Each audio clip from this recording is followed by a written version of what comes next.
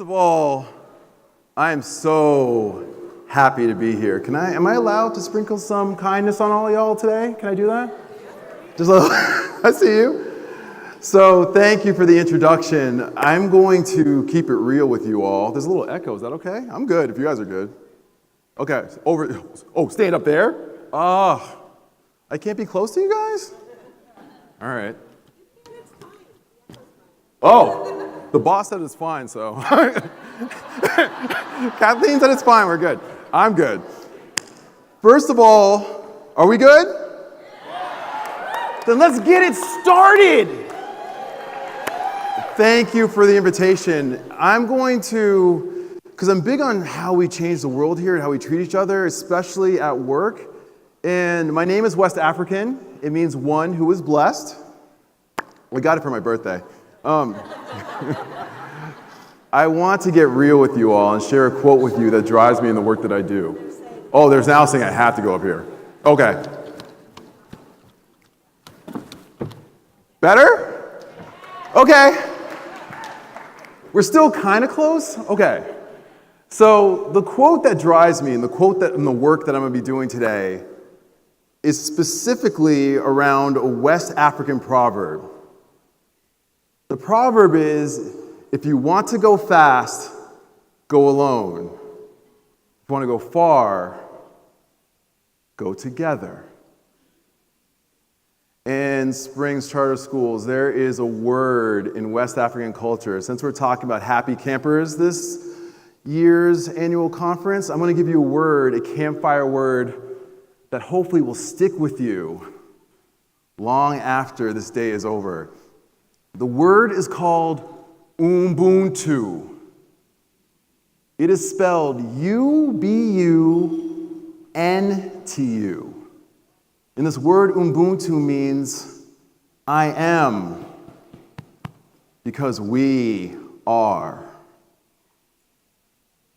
Let me share with you a very true story that will change, hopefully, how we do this work going forward in this brand new school year. This is a true story. In 2014 or 2013, there was an American sociologist that went to a village in West Africa. This is a true story. The sociologist brought with him from America a bunch of American toys and candy. He said, hey kids, I want to play a game with you. I have a basket full of American toys and candy. And in a minute, kids, I'm going to set the basket next to this tree. And kids, in about 30 seconds or so, I'm going to say, ready, set, go. And when I say go, kids, you can come over, grab as much toys, as much candy as you want. It'll be like a free-for-all. How do you feel about that, kids? Now these African kids have never seen anything like this before, right? So they're like, yeah! So it's super cute. Again, true story. The sociologist sets the basket of toys over here. African kids are 20 yards away. And he's like, all right, kids. Ready, set, go!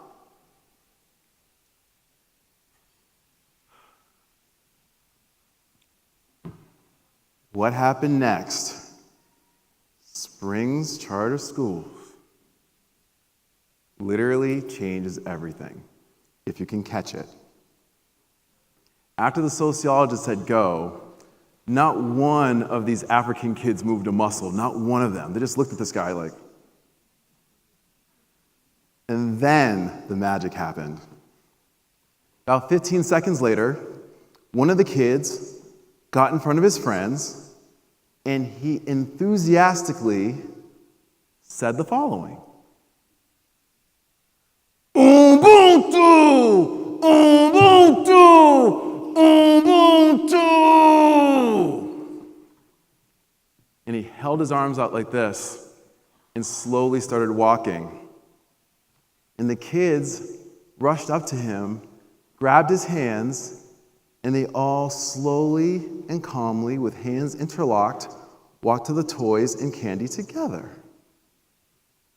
Now, in the spirit of full disclosure, I have two little girls at home, aged 9 and 6. It is not going down like that in America, trust me. You already knew that. However, what was so cool, that the sociologist asked the kid, what was that? Help me understand what I just saw. And the kid said something so wise beyond his years, like, listen, there's no way that I can enjoy the candy if the kids who help make me who I am could enjoy it with me. I am, because we are Ubuntu. Now, Springs Charter Schools, do I have your permission to keep it real with you during my talk? I do? Okay, I had no backup plan if you said no, so good. Okay. I heard that story just 2 short years ago, and this story changed my life. I was like, maybe the story will change how we work. So I heard the story, and literally days afterward, there's a huge nursing event in Los Angeles. Like, hey, Shola, we want you to be the closing speaker. Do you have an uplifting story that you can share with us? You have 5 minutes on the stage to send us off powerfully. Like, oh my gosh, I got it.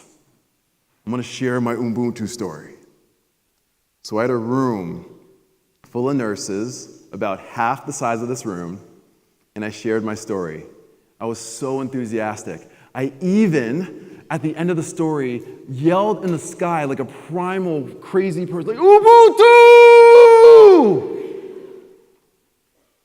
And since he said I could keep it real, that room full of nurses was completely unimpressed.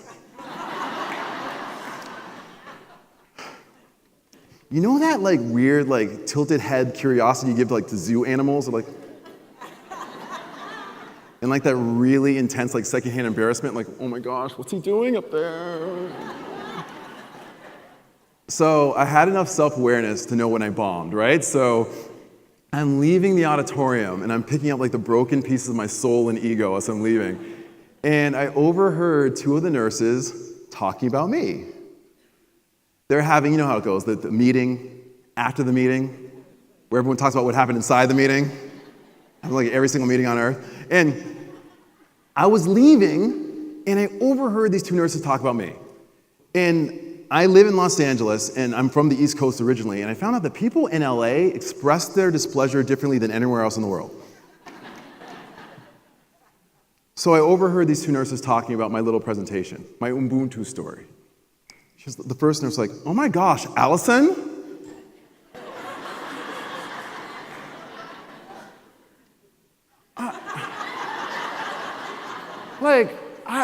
What was he talking about? Why is he yelling African words at us? What does he want me to do if there is a nurse manager opening? Should I hold my competition's hands and we apply for the same job together? Ubuntu! Ubuntu!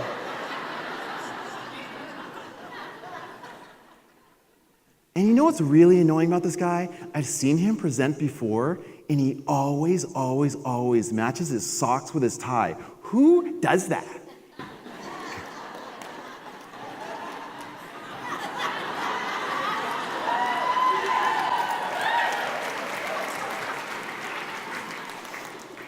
But here's the thing. Because I have self-awareness, I was like, you know what? Those nurses were right. I came up here, I shared my Ubuntu story, I buffed my nails on my suit like I did something, but I failed those nurses. I will not fail all of you. In my short time with you this morning, I'm going to talk about how to make the Ubuntu principle and philosophy real and your work, starting in the school year. And I love one of your core values around KISS, keep it simply stated. So what I'm going to do is share with you the easiest ways to make Ubuntu real. And I ran it by my 2nd grader, and I said, does this make sense to you, baby? She's like, yeah. I was like, perfect. That's what I was going for. So let me share with you, it's so simple and so real how to do this. 3 questions that you got to ask yourself throughout the school year. And if you can't say yes to all 3 questions, don't speak. I mean, ideally ever, but you know. Here they are. Is it kind? Is it true? And is it necessary? Let me start with the first one, the first question of Ubuntu. Is it kind? I learned about the power of kindness from my mom. My mom is from the deep south, Natchez, Mississippi, for any of y'all familiar. What? Really? Wow, okay, we gotta talk later. I see you. Find me. Okay, find me. My mom is a lovely woman, and she taught me about the power of kindness. Now, I'm 43 years old, and I think I could do my mom's accent pretty well by now. She would cringe if she saw this, but she taught me about kindness one day when I was little. She said to me, "Baby." That's how Mama talks. She's so cute. She said, "Baby, there's two types of people in this world, baby. The ones who make you feel good as soon as they walk into the room, and the ones who make you feel good as soon as they walk out of it." Like, oh. Mama's right! I think the difference is kindness, and kindness is so interesting. The fabulous Amy said earlier, "I'm a kindness extremist," and that's true. I believe kindness is the most powerful thing we give to work, and I struggle with people who dedicate their lives to working with people if they don't like people. Right? It's a little strange. So here's what I recommend around kindness. That quote from my mom is powerful, but there's one thing I want to even take it the next step further. There's a man named Brennan Manning. I saw this quote online recently, and he had a fabulous quote. It says, "In every interaction, you are either giving life or you are draining it. There is no neutral exchange." One of the things that I have not yet shared with you is that as a child, I was bullied a lot as a child. And I was bullied for a couple of reasons. One, I had horrible teeth that would not stay straight. They would not. They're like overlapping and super crowded. They're straight now, though. Braced as a kid, then again as an adult, I finally got them under control. Secondly, though, I had a speech impediment. And I stuttered a lot. And I was an easy target for the bullies. And I remember in first grade, the importance of kindness. Because I stuttered, and the first day of school in first grade, I was trying to introduce myself. The first grade teacher had the students stand up and say their names. So I got very nervous speaking in front of crowds because I could not speak clearly. It's only like a class of like 15 or 20 kids. So I started saying my name, and I was stuttering through it. And a couple of kids, back in the day, Porky Pig was a very popular cartoon. So they called me Porky Pig. So when I was trying to say my name, because Porky Pig stuttered, so I would say my name, and I'd hear every time. And you know, if you struggle speaking, the more you hear things that make you nervous, the more your stutter becomes more real, and just got this horrible cycle. The one thing that stuck with me the most is as I finally finished saying my name and sat back down, the first grade teacher said, "Thank you so much, Porky." Oh, I mean Shola. Educators, ACEs, administrators. I want you to think about what that would do to a 6-year-old kid. That was 1981, 37 years ago, and I can remember it happening like it happened yesterday. In every interaction, you're either giving life or you are draining it. There is no neutral exchange. That moment would have destroyed my life if it wasn't for a moment that happened a few hours afterward. I went home, sobbing, and I came home to my mom. I was like, "Mama, why are people so mean? If I could talk, I would. Mom, I don't want to talk like this. Why are people so mean? I just want to go to school and learn, be left alone." And here's what my mama did for me. The most loving thing like a mom can do for a kid, right? She takes her thumbs and she just like slowly dries the tears on my cheeks. And she holds me by my shoulders, and this is what kindness is about. She said, "Baby, your job is to shine as bright as you can while you're on this earth. Your job's not to dim your light to make other people more comfortable with you, baby. Listen, rudeness will not make rudeness go away. Meanness will not make meanness go away. Darkness will not make darkness go away. Baby, you want to change the world? You got to shine bright. Can you shine bright, baby, even when people aren't kind to you?" I was like, cute. I was like, "Yeah, Mama, I can." It's like, world, baby. And I heard her. But admittedly, I'm gonna try. Can I come back down? I miss you guys. Am I okay? Okay. Let me know. Give me the sign if you're telling me to just go back up. I got you. And I heard that, and I was struggling. And my mom said, so I said, how do I do this? And here's the advice that she gave me. Commit to leaving every single thing you touch and every one you touch just a little bit better than you found them. That is the easiest way to spread kindness. I was like, that's it? Like, yeah, that's it. This morning before this started, I was in the restroom. I picked a paper towel up off the ground. I put it in the trash can. I just left Pechanga Resort and Casino, Temecula, California, better than I found it. And you think about doing this with the kids consistently and doing this work, this is how we get to change the world. There's no small act. If you see someone being bullied, you step in and help. If you have an opportunity to say a kind word, it's in every interaction. Who you speak with, the amazing janitorial staff who came up here earlier, connecting with the work that they do, there's no small act of kindness and positivity. That's the first question around Ubuntu, I am because we are. The second question is it true? Now, this is more than just telling the truth. This is about creating an environment of trust. Do you know that saying I trust you is the highest honor that you can bestow upon another human being? It's not I love you. I'll prove it to you, by the way. I guarantee that there's someone in this room who's had the soul-destroying experience of loving someone who they do not trust. Said it keep it real. Trust is the highest. So how do you create this at Springs? Springs Nation, we're here together. We want to create trust. I'm going to give you the easiest way to do this. Simple. Just commit to this. Living up to what I'm going to call connecting to your higher self at work. You must. Now, before you think that this turned into some sermon or something, like higher self, like what's he talking about? Like, oh, that's not what I'm talking about. Not spiritual or religious at all. I just said you got to connect to your higher self. But you heard you had to connect to your higher self. You're confused. What you thought you heard is you need to connect to your H-I-G-H-E-R self. That's not what I said. I said to create an environment of trust around, is it true? You have to connect to your higher self, your H-I-R-E self. Or in other words, do you remember the person who you said you were in your job interview? Oh, some of y'all forgot, huh? Do you remember what you had to say in order to get hired?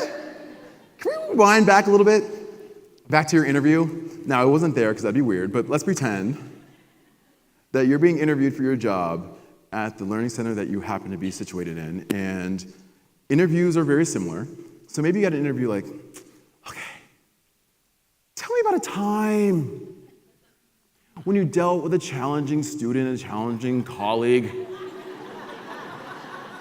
even a challenging parent.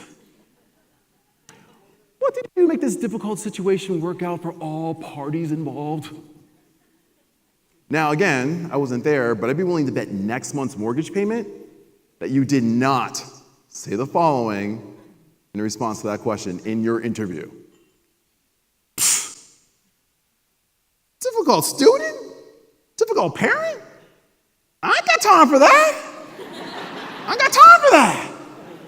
You know, everyone talks about what's difficult with the parents and with the students. What about me? My life's difficult. That's why I need this job.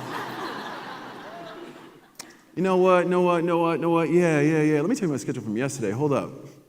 Yeah, you know what? 4 o'clock it was difficult. 5 o'clock it was difficult. Drive home difficult.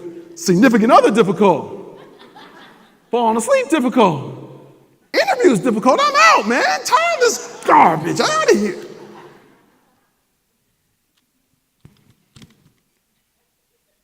None of you said that in your interview, right?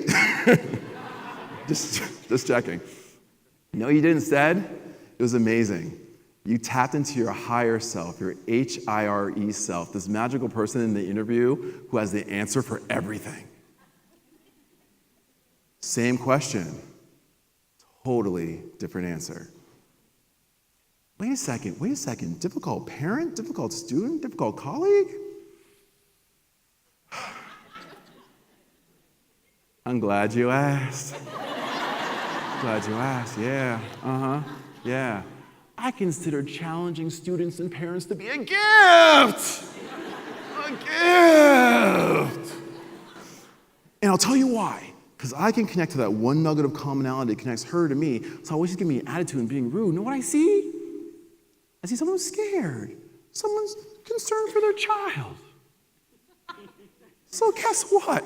If you hire me here at Springs, I will show them and every single person here that I care about their education. I'll put students first. If you give me a chance and hire me.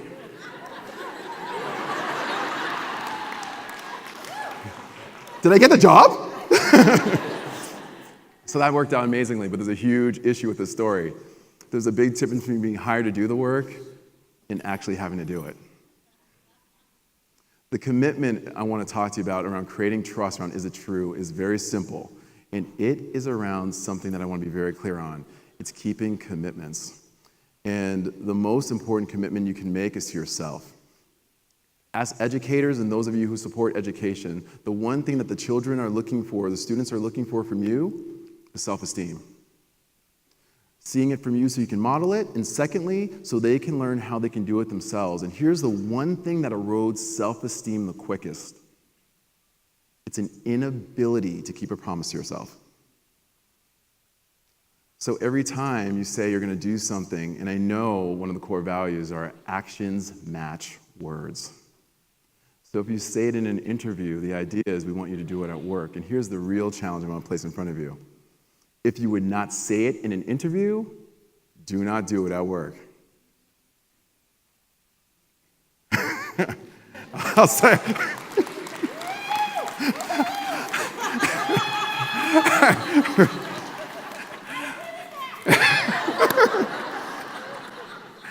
It's such an important philosophy. If you would not say it in an interview, don't do it at work. This is how we get to change the world at work, is how we get to be real and committed every single day. So my commitment to you is this. When you have resumes and you think about your resume that you gave to Springs Charter School, everyone has a summary statement, and I'm almost sure, everyone puts in their summary statement, I'm a problem solver. So here's my thing. Is it true in creating an environment around trust is very critical. It's consistently living up to an environment of trust by being a problem solver, not a problem pointer. You can easily point out problems. Anyone can do that. But the key around creating trust is, can you solve them? The third question is it necessary? And this is the hardest one. There's research out of Cleveland Clinic. Did you know this? That we think 60,000 thoughts a day, 90% of which are the exact same thoughts you thought yesterday. That's interesting, but here's the real one I want to get to. 80% of those thoughts are negative. It's pretty scary, right? Think about what you're thinking right now. I'm hungry. He's the only thing standing between me and a break right now. I have so many emails to deal with when I get back to work. I'll never be as good as my sister. Why did he choose to wear these pants to this thing? They don't even fit me right. Everyone's got something. I'll share with you mine, and this is the necessary thing. The necessary thing is not about self-care. I'm going to take it a step further. It's on self-compassion. How we communicate to ourselves. We cannot do for the students of Springs Charter School what you hope to if you don't take care of yourself. And the thoughts that you share with yourself are the most important. My biggest challenge, quite frankly, is I suffer from something that's called the imposter syndrome. I don't know if you know what that is, but if you don't know what it is, basically, I go around all day thinking thoughts like this. Oh my gosh, it's another day where no one found out that I don't know anything around here. And it's a constant fear of being discovered as a fraud and that you don't know anything, and that's tough. And here's why this matters for you. To do the necessary work, you have to be kind to yourself. And you have to treat yourself and communicate to yourself in a way of respect. You cannot give what you don't have. Put it this way. Since you all have an inner voice, you do. If your inner voice was a person, and the person called your cell phone, Would you pick up? Think about that. Here's what I want you to do instead. If the answer is I don't know, if it's anything besides yes, let me give you something that will help. What's necessary is self-compassion. I told you I have 2 little girls. My youngest daughter, they're both so lovely. And my youngest daughter, she just started 2nd grade yesterday, and she's 6. And she really is struggling with the shoe tying thing. She hasn't quite figured it out yet. Can you imagine if I went up to my daughter after her trying to tie her shoe? I'm like, what's wrong with you?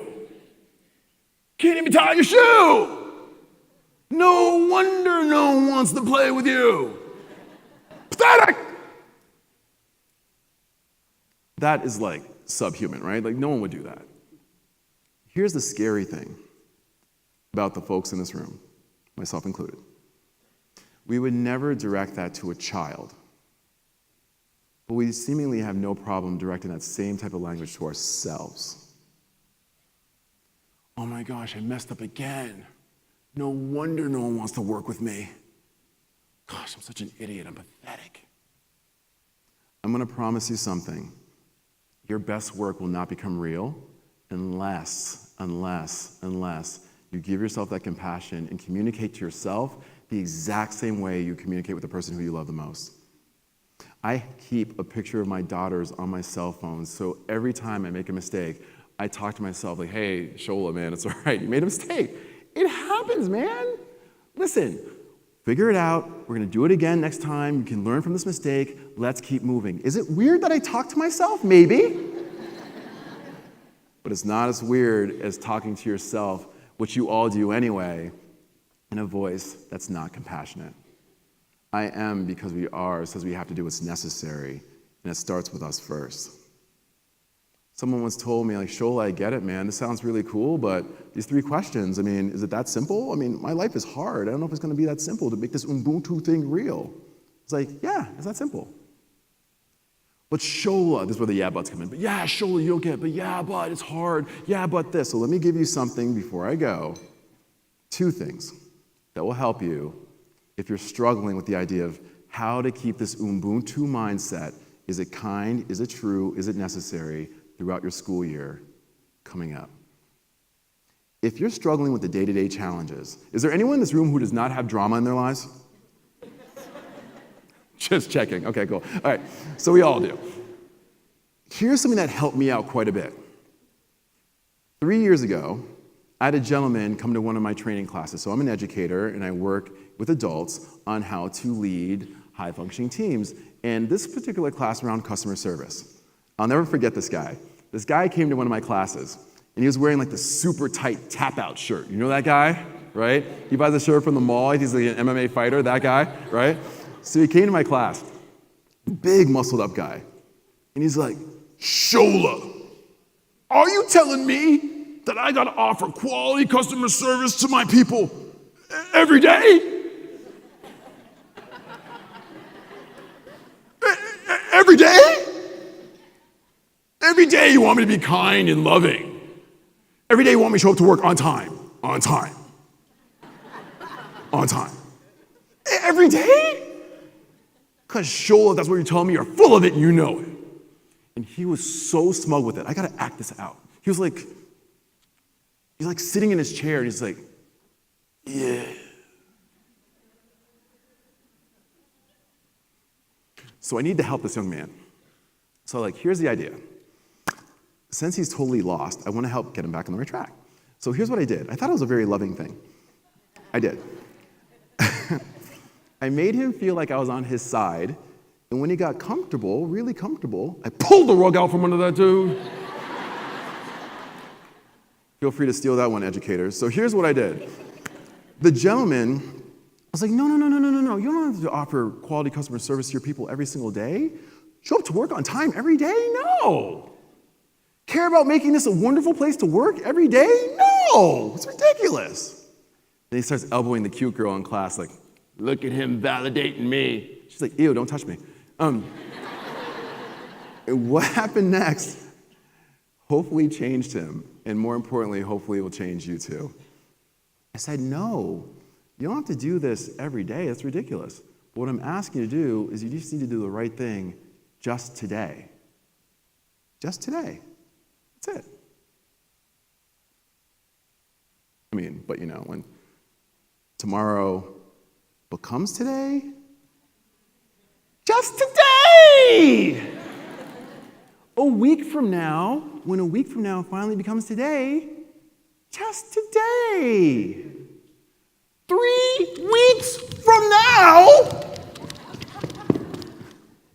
when 3 weeks from now finally becomes today, just today. He was like, oh man, you got me. I was like, yeah, I did. More importantly, though, I want to make sure Springs Nation hears this. You have a huge school year ahead of you. It's not about thinking about getting through the school year. It's not about thinking about getting through the week. What I want you to focus on is just today. Shola, you don't get it. Tomorrow's going to be so hard. Who cares? Seriously, tomorrow is not here yet. And here's the reality. How many more reminders do you need in the news to realize that tomorrow is not promised to any of us? It's just today. If I can be real, you said I could, I used to drink five Diet Cokes a day. That's over the top, right? One day, 4 years ago, some people can relate it, apparently. 4 years ago, I remember doing something transformative. 4 years ago, I was like, all right, just today, I will only drink 4. Listen, you gotta start somewhere, right? So I'm like, just today, just today. I did that for 6 long months of saying just today. Then finally, 6 months later, I was like, just today, I'll only drink 3. 4 weeks later, I said, just today, I'll only drink 2. The following week, I said, just today, I will not drink 1. Just today, I will only drink 1. Then the next day, I said, just today, I will not drink 1. And for 4 years and counting, I've not had a sip of a Diet Coke, and I replaced it with Green Kale smoothies from my Vitamix blender. Whoa! Man, talk to me about change. When you think about whatever you're dealing with that's hard, I'm telling you the only thing you need to do is focus on just today. And I don't care what it is, you can do anything till you fall asleep tonight. That's all we're asking you to do. Just till you fall asleep tonight. Will you do it tomorrow? It doesn't matter. The key is, will you do it? Will you do it till you fall asleep tonight, just today? The final thing that I have for you as you start this amazing school year and you bring the value to these kids around, is it kind, is it true, is it necessary, and just do this just today. The final thing I want to give to you is, if you're sitting in this room thinking that you do not have the ability to make a difference, or if you're too small to make a difference, I want to leave you with something that hopefully will remind you of how you can make a difference in someone's lives from where you happen to stand right now. I talked a lot about my mom, but I've not talked about my equally fabulous dad, who's been married to my mom for 48 loving years. It's right? I know. My dad is from a small country in West Africa called Sierra Leone. Have you ever heard of it before? Yeah, of course. Yeah, educators, hello. Okay, cool. For those of you who are geographically challenged, an easier question. Have you ever watched the Disney movie The Lion King before? Yes! So my dad is Mufasa, okay? Just picture that and we'll be cool. My dad's an educator. He's a PhD college professor at the University of Massachusetts and in Amherst, and he just retired. And so if they use Mufasa, then that makes me Simba, right? So I'll be king one day. When I was struggling, thinking I couldn't make a difference, I want to leave you with this as a reminder of what you can do. This fits really well into the camp theme, too. I was 14 years old, and after a particularly soul-destroying day of being bullied at school, I came home. My dad was grading papers in the living room. I was like, Dad, I'm too small to make a difference in this world. I'm done trying. And I went to my room, and I slammed the door like a brat. I sat in my room, and I marinated in my teen angst. You know how to call it. Don't talk to me. My dad called out to me in a voice that I feel I can do well as well. He may cringe, but I feel pretty good, like I got his voice down. He said, Shola. That's my dad talks. He's the best dude ever. He said, Shola, come here, boy. We need to talk. So I want to hear what my dad has to say. He's like, Shola, you said you're too small to make a difference. Is that correct, boy? I was like, yeah, Dad, get this. My girlfriend doesn't listen to me. My teacher doesn't listen to me. My basketball coach doesn't listen to me. Silence, boy. And I was silent. What my dad said next changed my life forever. He said, Shola, whenever you think that you're too small to make a difference, try to fall asleep with a mosquito in the room.